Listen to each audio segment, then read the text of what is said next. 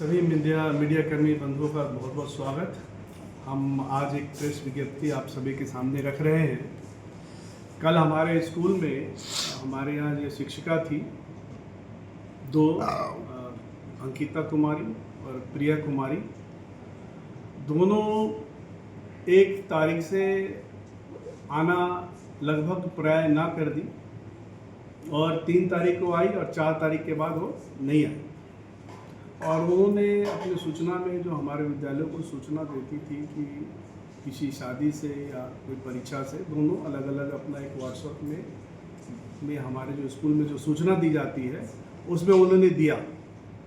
और जब हम लोग को आशंका हुई कि ये शायद नहीं आएंगे रेगुलर, जो हमारे विद्यालय के नियम के अनुसार 1 माह पूर्व सूचना देना था, या हमें अगर कहीं को छुड़ाना है तो 1 माह पूर्व देना था, तो हम लोग इस महीने में सैलरी जो मार्च का है वो 1 महीना विलम्ब से थोड़ा दिया, जो नियमतः हम लोग 10 तारीख तक, हर महीने के 10 तारीख तक सैलरी दे दें। इस महीने में हम लोग 17 तारीख को सैलरी दिए। सैलरी देने के बाद वो 18 तारीख को उपस्थित हुई। 18 तारीख को बताया गया कि नियमानुसार आप विद्यालय नहीं आ रहे हैं, इसलिए आपका सैलरी नहीं गया है और आप जब आइएगा तब आपकी सैलरी दी जाएगी।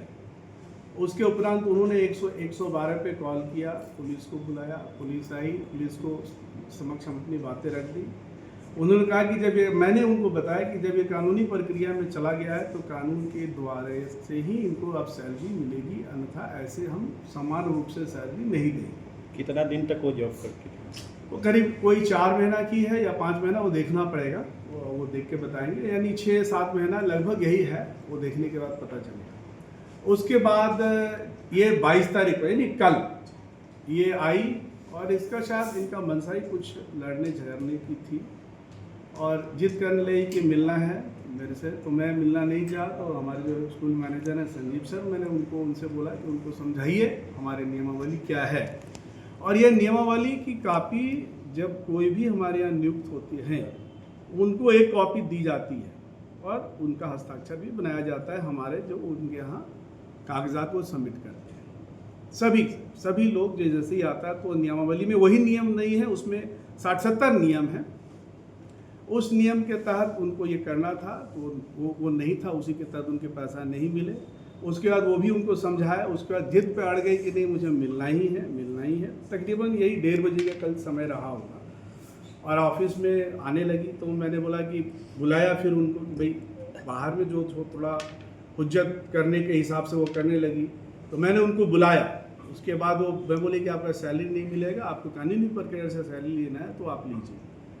तो वो नहीं जाने लगी, तो फिर मैंने अपने जो मेरे नॉन टीचिंग स्टाफ थे मैंने उनको बुलाया और जो भी बाहर में भी जो खड़े थे, जो हमारे स्टाफ, सपोर्टिंग स्टाफ, उनको बोला कि इनको बाहर कीजिए।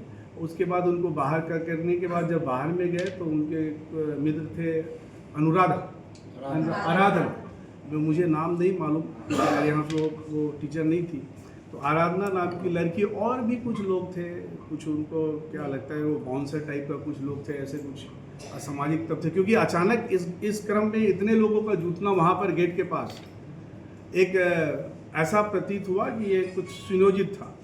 उसके बाद हमारे टीचर का दांत काटना, किसी को गला दबाना, फैटाफैटी करना। हम लोग चूँकि होस्ट थे, हम लोग तो सारे संयम बरते हुए थे, इस तरह की कोई बात होगी तो हमारे ऊपर सारा आलंछन लगेगा कि स्कूल प्रबंधन ने टीचर को ये किया।